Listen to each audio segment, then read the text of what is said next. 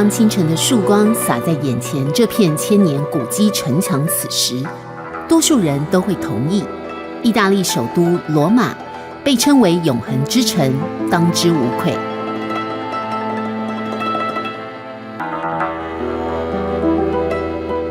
恢宏建筑独有的帝国气势，征服了空间，也挑战了时间。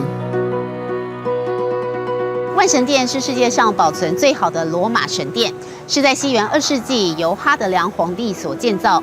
当时正是为了向世界宣告罗马的强盛无与伦比。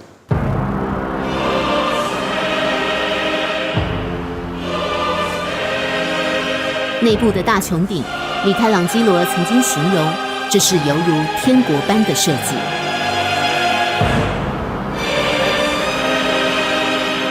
但辉煌的时代终究是过去了。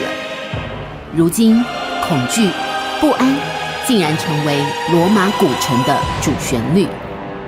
自从伊斯兰国的官方杂志《Dabiq》多次鼓励战士们要攻打罗马，甚至还制作了一个封面，就是把 IS 的旗帜插在梵蒂冈的圣彼得广场前上的方尖碑上。这对于天主教国家的意大利民众来说，变成了一场噩梦。而意大利政府为了要维护安全，也做了最坏的打算，特别派遣国家特种部队，还有大批荷枪实弹的警力，在各大观光景点以及所有的机场、火车站和地铁站都加强巡逻。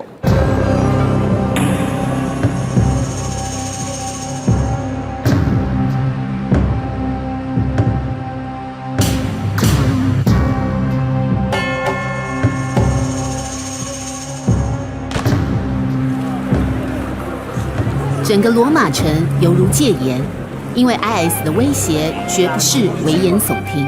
Few months ago, Moroccan immigrant here in our country that had the Italian nationality that received from Syria the order to attack here because Gazzarano 是意大利国际反恐局长，负责调度指挥意大利警力。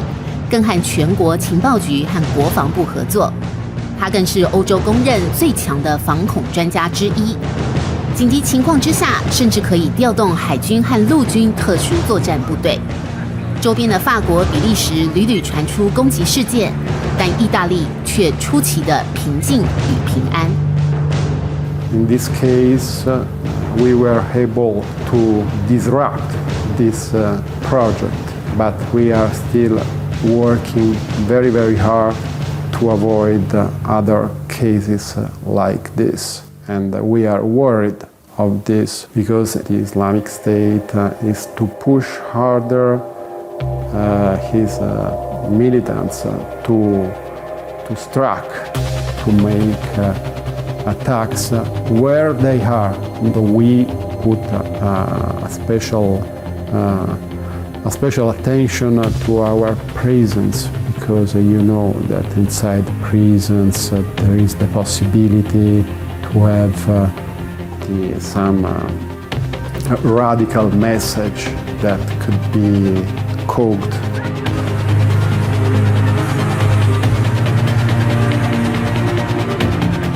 外有伊斯兰国恐攻威胁，意大利内部更是民情汹涌，像是一个即将爆开的压力闷锅。因为美国总统大选，川普意外入主白宫，这比英国脱欧更加震撼，显示全球极右派的崛起再也不能用民粹主义来解释，而一场挡不住的反体制浪潮已经冲向意大利。今年中，来自反建制派的政党五星运动的37岁律师 Virginia Raggi， 她以67%的得票率高票当选了罗马市长，这成为这座永恒之城罗马建成3000年以来第一位女市长。不但重创了现任总理伦齐的势力，更让整个意大利的政坛开始更加的复杂而动荡，甚至成为英国脱欧之后欧盟下一个风险。不光是罗马女市长，罗马市议会新任议长 Di Vito 也是五星运动党崛起的年轻新星。Prima di tutto per quello che hanno vissuto negli ultimi 20 anni e per come i partiti hanno ridotto questa città sperperando i loro soldi e quindi perché credono in noi, siamo una speranza dei cittadini, una speranza di legalità e di corretta gestione della cosa pubblica. 2009年才成立的五星运动是一个你再也不能忽视的新政党。当初由喜剧演员葛利洛创办，被认为是民粹主义、反全球化的右翼政党。但短短7年，不但成为国会最大在野党，更在15个城市中赢得市长选举，包括首都罗马和北部大城杜林。五星运动党的胜利，只能说明意大利人对现状有多不满。When you live here every day, sometimes it's very tough and difficult. For example, the garbage, we have a lot of traffic. It's difficult to do everything. The transportation. Jacopo 是罗马最重要的报纸《Massagello》的政治新闻记者，因为工作从米兰搬到首都已经8年。意大利的问题每天睁开眼睛就看得到。There's a famous joke about jihadists that if they arrive here in Rome, they will be stuck in a traffic jam, and so they won't be able to enter the city. 濒临崩溃的城市交通，效率不彰的公共运输。罗马市有一条地铁盖了10多年还没有完成，满目疮痍的大街，再丰富的世界遗产也经不起这些摧残。何况罗马还欠着130亿欧元的庞大债务。更令人忧心的是，冲破40%的青年失业率。Andre 今年27岁，大学读的是经济，好不容易才找到意大利航空短期聘雇缺。In Italy, at this moment, I think it's very hard to find a good job because the contract and the earnings are not good. Usually, for my generation, is about 1,000. It's around 1,000 euro per month. The generation, a lot of people call this generation 1,000 generation for the salary. So it's not good. Not good. 意大利劳工法规定，企业一旦聘雇员工就很难解雇，因此多数企业不愿意提供长期雇佣的工作机会，也就造就全意大利竟然有300多万名青年成为无业游民，闲晃街头，或是像 Andre 一样，只能有一餐没一餐的打零工。So in this moment it's hard for us, but during a very hard work, at the end, if you do your job with the heart, you will be a gladiator, no? Like a gladiator, a very good fighter.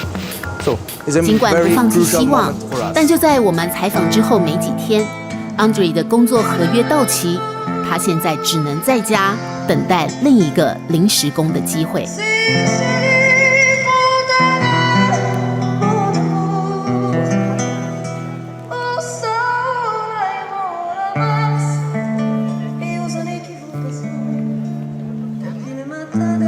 1960年代电影里的甜蜜生活，如今也变得苦涩。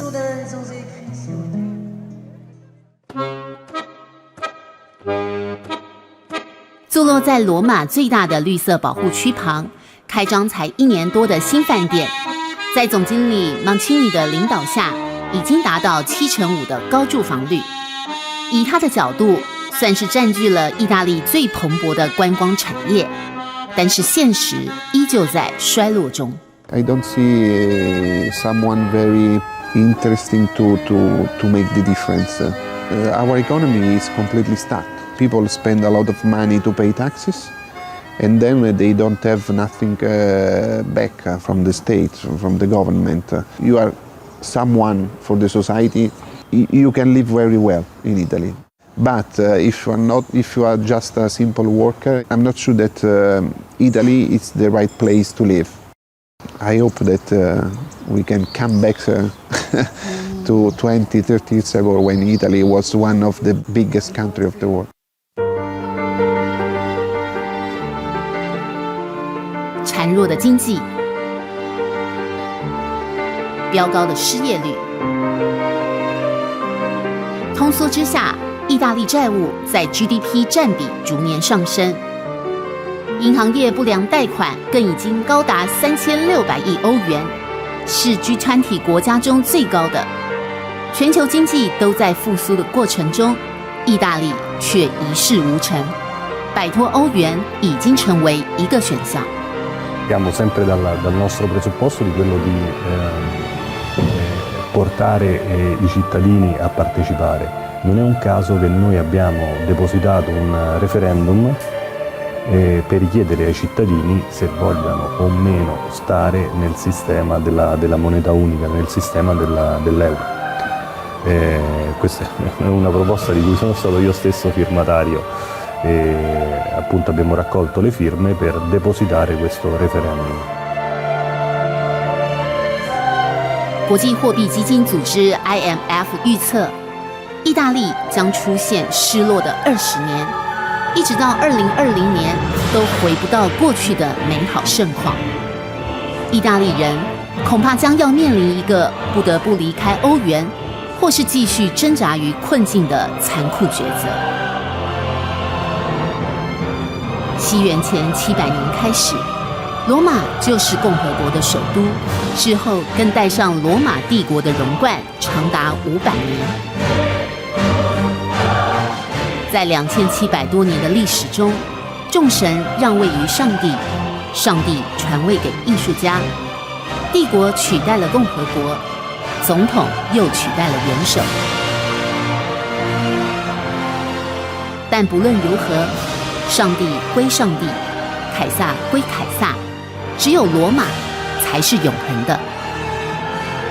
这个曾经在人类历史、文化和艺术上缔造辉煌的南欧巨人，如今徘徊在政治、经济的左右为难。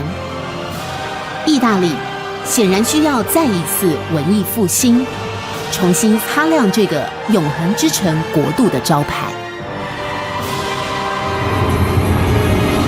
Maranello， 一个位在意大利北部的安静小镇，却经常传出响彻云霄的引擎声。它正是意大利顶级超跑法拉利的原乡。这个毫不起眼的工厂大门就是法拉利的起点，因为在1947年搭载 V12 引擎的第一台法拉利就是从这个大门驶出，从此风靡了全世界。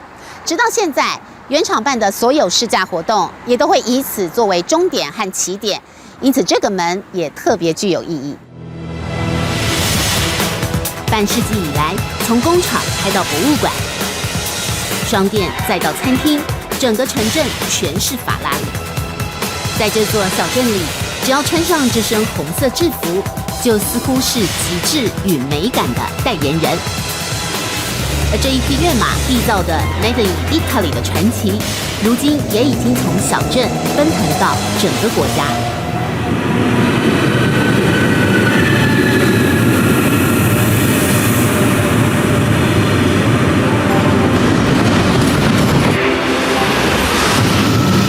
火红色超强眼车身，流线式子弹型车头，金边金角更显尊贵。犹如一道红色闪电，快速穿梭于米兰、罗马等9大城市之间。它正是继承着法拉利血统诞生的意大利最新高速铁路 Italo。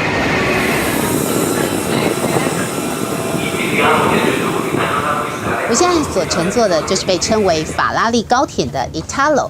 这是意大利甚至整个欧洲第一条甚至唯一一条私营的高速铁路，它的红色外观和细致的内装像极了法拉利，原因正是因为它背后的股东就是法拉利汽车所属的菲亚特集团以及法拉利现任主席 Montezemolo。